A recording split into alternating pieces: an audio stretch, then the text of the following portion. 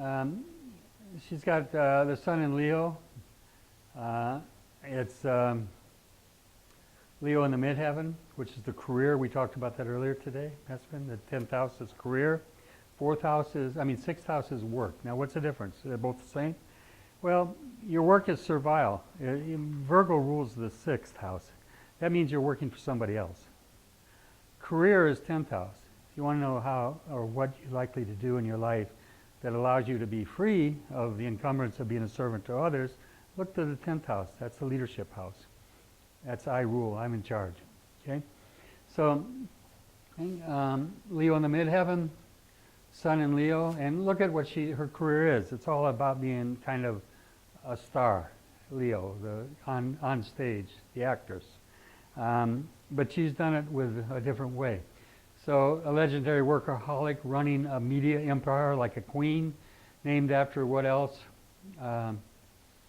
Okay, the other place we want to express ourselves, we receive praise and admiration, and have nothing but the best as our motto is the house where our sun is placed. Martha Stewart has her sun in the 9th house, which is higher education and publishing, and she's publishing a magazine that shows how to do everything to perfection. And let's look at this chart.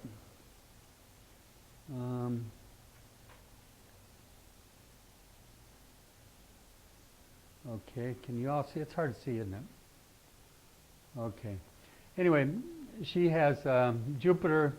Let's try to look at this a little bit together here. It's so hard to read that, isn't it? I'm not sure we can do it from there. Let me do it from here. Okay. Maybe not. So look at, she's a communication wizard. There's no question about it. Publishing, TV, she's got her products in Kmart, everywhere else. I mean, she's been amazing. So she's got Jupiter in Gemini, communication and information. And it's right here in Gemini at 14 degrees. And Mercury, communication in the 9th house, publication, higher education. She's got, notice how everything points to the same direction. Leo shows the business is the sign of the midheaven, career. And the ruler, the sun, is in, you guessed it, the 9th house, higher education, publications. The only aspect to that midheaven are from Mars, energy, and Jupiter, luck. Mars also rules the 6th house, which is work, giving a lot of energy. And it's in the 5th house, fun and games, showing that she likes what she does. Note the moon is in the 2nd house of money and resourcefulness, her appeal to the public, which, by the way, the moon is your appeal to the public. That's your ability to communicate or to get into the public's eye. I was born with moon in Gemini. So, I've always been very blessed to communicate to the public. I've done radio shows, I've done TV shows over the years. I mean, I was a kind of a star in my own right in terms of astrology for many years. Then I had another show called New Dimensions in Health, which I did all over the United States and even in Canada, called New Dimensions in Health, where I sold lightning machines. What does Zeus do but sell lightning? I was selling ionization equipment, which is lightning basically, in a box. And we sell those even today. We sell probably $600-700 worth of them every week, right now. Amazon and wherever. And eBay, whatever. So those products I helped develop, but the point being, it's ionization, it's electricity, it's putting a charge. There's one on the table right in front of you. It keeps you alert and awake, improves your mood, your energy, your health, your breathing. All those things from that little box. And it'll do up to 800 square foot room. That little box. Changes the air, changes your breathing, increases your oxygen uptake 30 to 50%. Improves your serotonin production, so it improves your moods. You don't get depressed. Improves oxygen 30 to 50%. Not because it creates it, because oxygen is taken in by the lungs through the hemoglobin. And once oxygen has an extra charge on it, like that does, it's more acceptable. It's attracted to the hemoglobin, which is iron. It grabs it better, takes it into the bloodstream. Once it gets into the bloodstream, that ion, that negative ion, which is wrote into your bloodstream on the red blood cell as you breathe in, it moves and transfers itself to the white blood cell and improves the reticuloendothelial immune system. In other words, it enhances your immunity and improves your immunity. because you're breathing ionization. Not to mention all that, it cleans the air of dust, pollen, soot, smoke, and bacteria. I did that for years. I sold those for years. I trained salesmen all over the United States for years doing that. Selling what? Lightning. That's not who I am, Zeus. See?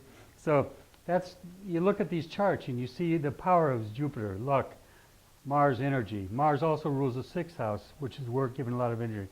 It's in the 5th house, fun and games, showing the, note the moon in the 2nd house of money and resourcefulness. Her appeal to the public, the moon, particularly to women. Why? The moon is women. And homemakers, the moon, to create income, 2nd house, and Sagittarius, sagacious, wise about what? Money and resources. See how that all came together? I mean, think about this. That's a big, long story, but it's her chart. I mean, who could make more money with wisdom and knowledge, Sagittarius, than having a moon in the 2nd house? Teaching other people how, and notice what she does.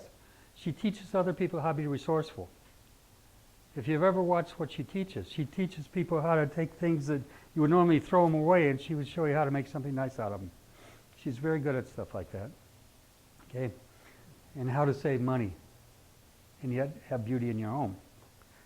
And so that's how, when you start seeing charts, you're going to be able to do this. You're going to be able to read them and start to see their meaning, okay? Okay? Okay. Oh, what am I doing up there? Okay. So, anyway. I mean, this is interesting, actually. If we look at my chart, I've got my Sun and Mercury in the 12th house. What's the 12th house rule, everybody?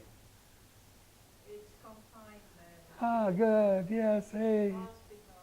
Hospitals, institutions, prisons, all those things, right? Okay. And my Sun and Mercury are both there. And it's squaring Mars down here, which is really in the 2nd house and applying to the next, to the 3rd. But look at what it's doing. Look where Mars is. It's in what sign? Pisces. Oh, we're back to Pisces in 12th house again. Now we're getting double message, aren't we? All of a sudden now, we're not just looking at the 12th house, which is sorrow, self-undoing, prisons, institutions, in its worst side.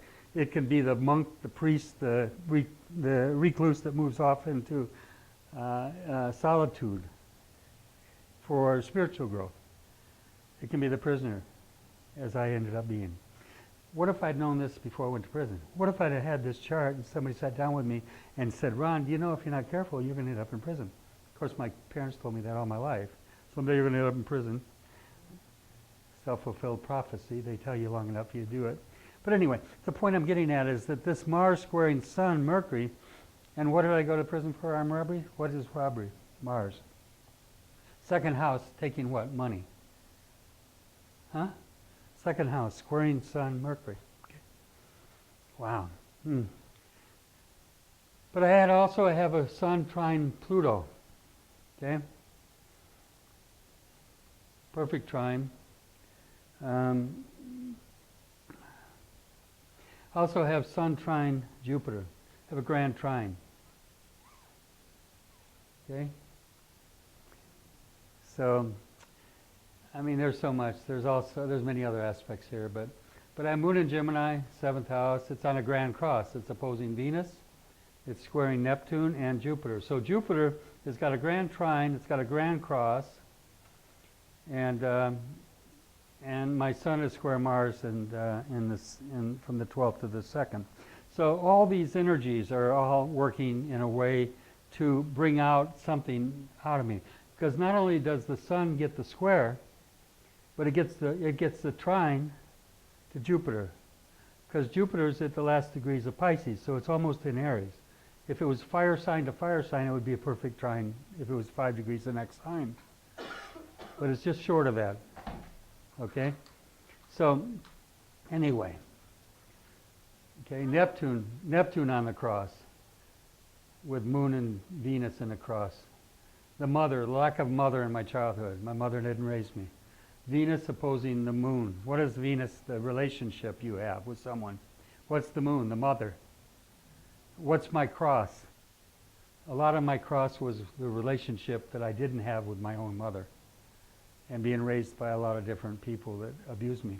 But that basically shows that cross in there, the cross I had to bear as a child. Not understanding, of course, astrology, but and Uranus is in the sign of Taurus. What's Uranus rule, everybody? Good, astrology, very much so. So what does Taurus rule? Taurus. What does it rule? Okay, what else does it rule? It's the second house ruler? Money, good, very good. Now, so my Uranus is in Taurus, and what house? The fifth house, the house of creativity, okay?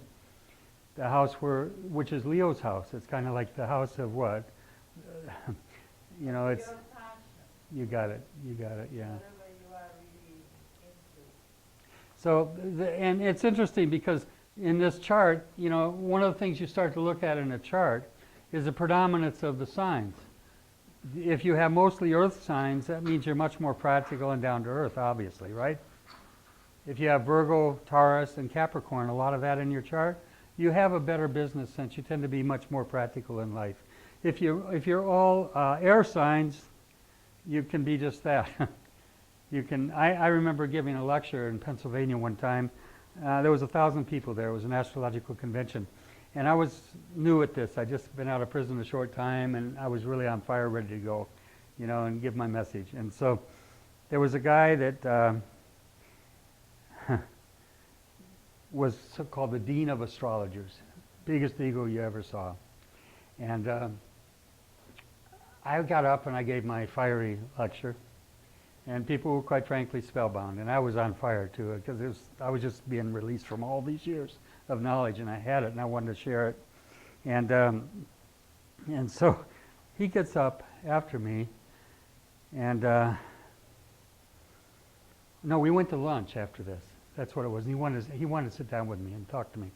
He said, you know, I walked in that room, and he came in late, and everybody, it was kind of like, you know, stop everything, you know, he's here. He's one of these guys with an entourage behind him, and he's a really big ego. He takes a front seat in the front where he's supposed to be. And of course, he interrupts my lecture. And he sits down after I'd already started my lecture. And I'd went quite a ways into it. So at lunchtime, he says to me, well, you know, I sat down and I saw everybody was spellbound with your lecture. He said, I want to know what kind of bullshit you must have been handing out. That's what he says to me. He says, what kind of bullshit you were giving? You know, because he was like, I'm the star. You shouldn't be getting any kind of stardom up there. But then he said something kind of negative to me like that. And then he said, when he got up to lecture, he said something about Ron is all fire, and he's set you guys on fire with his lecture. I'm all air. I can talk for hours and never say anything, he said. He told the audience that, right? Guess what he did? This is no kidding. 2 hours. Never said anything, except a bunch of nothing. It was the most, and people, you know, you hate to get up and leave something.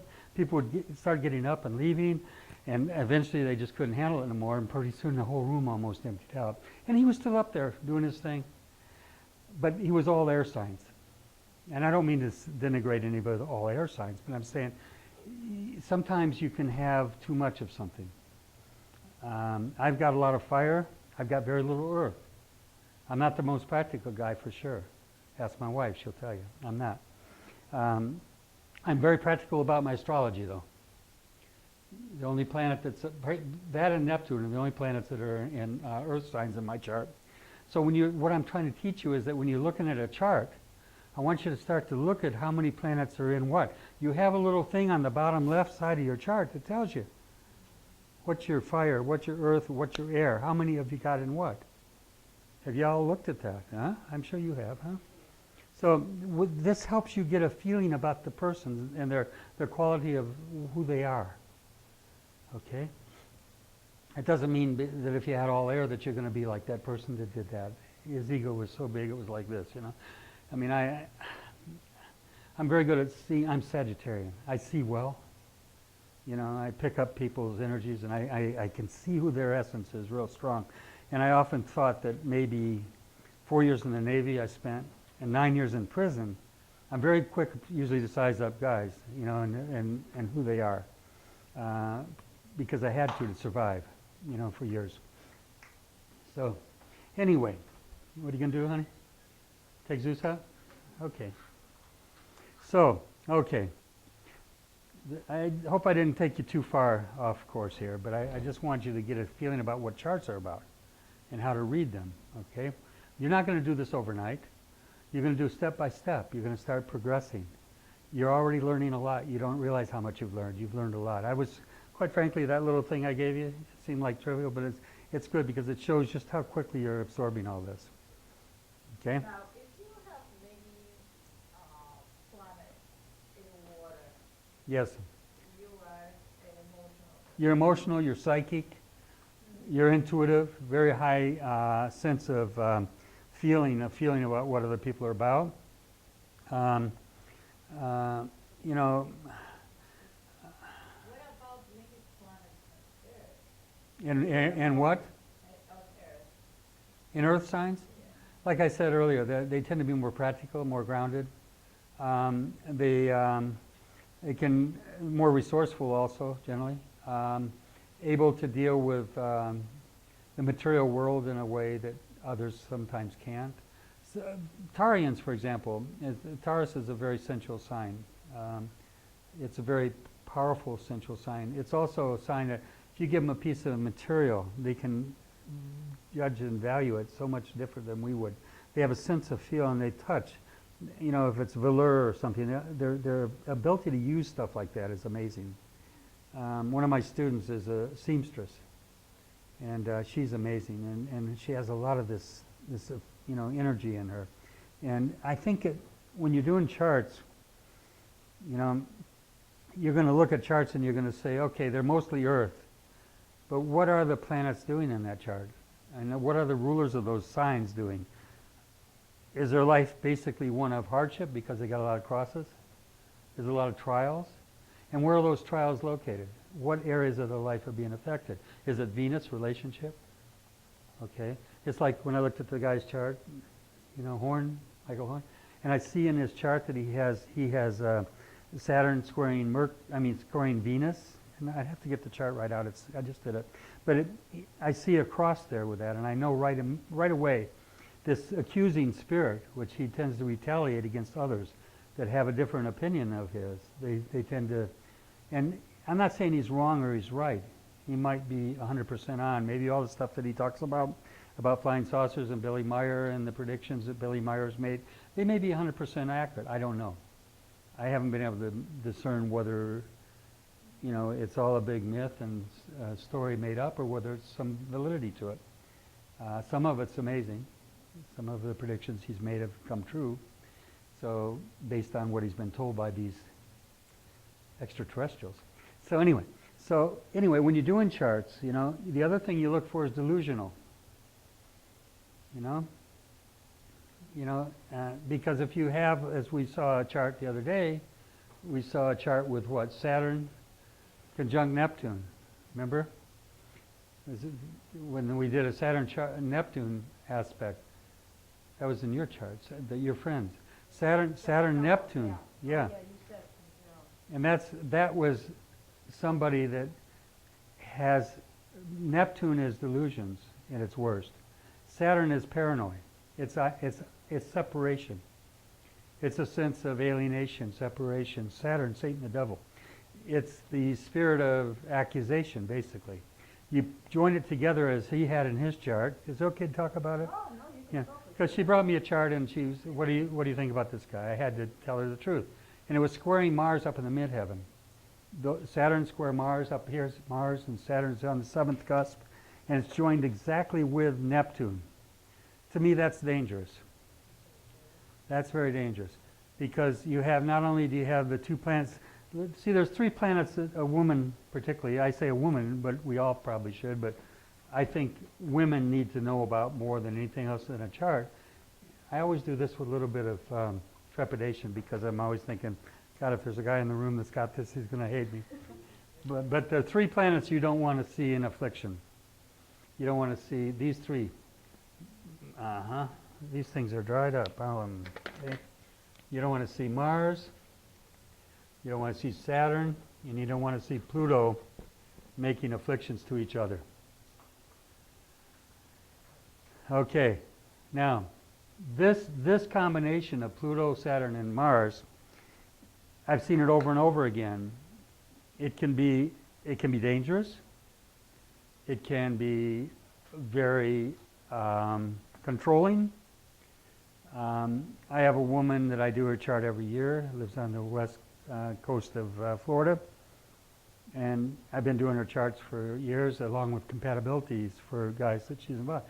And when I first did her chart, she had no relationships. I said, you're going to have 2 this year, and they're going to be powerful relationships. That's exactly what happened.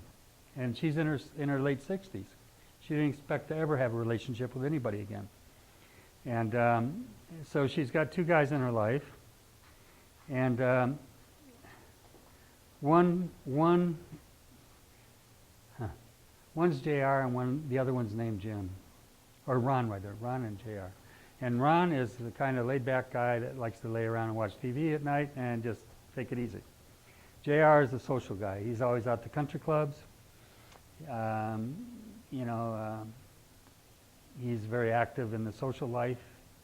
He loves to play golf. All these things are in his life, and she's torn between the 2. Because Ron's better, in bed, and JR is greater to be around in social life. So there's kind of like this whole big thing going on with him. So I tell her, I say, JR's got a chart that shows that he's going to be very controlling, and even though he's a lot of fun to be with, he's going to also be very suspicious of you, and he'll be non-forgiving. Why did I know that? Because he had Mars squaring Saturn. I could get the whole chart out, but this is basically what it was. And Mars square Saturn is a very afflicted chart. So she's having 2 relationships, one that JR doesn't know about. And guess what? JR is very cunning. And he goes through her phone, and he discovers about the other guy. They had planned a trip to New York and a lot of other things, and make it long and short, he cuts it off. He's really upset with her. But he starts spying on her. And this is the one I told her that would be very controlling and would be very hard and non-forgiving. And she wants to maybe have a long-term, possibly marriage with this guy. And I advised her against it. Because he'll never forgive you for what he's already found and what you've done. He'll always hold that against you, no matter what happens in life. And that's what Saturn and Mars does. Saturn is the past. Mars is anger. And in that chart, it showed that would be a predominant energy going on forever in their relationship. It was funny. She called me the other day. I hadn't heard from her for usually 6, 8 months. She calls me for another reading. And she calls me, and I says, how's things going with you, and everything? And well, how's things with JR and with Ron? And oh, JR's here. She's still with this guy. And the point I'm getting at is you can counsel somebody all day. You can give them the advice. You can tell them what you think about it.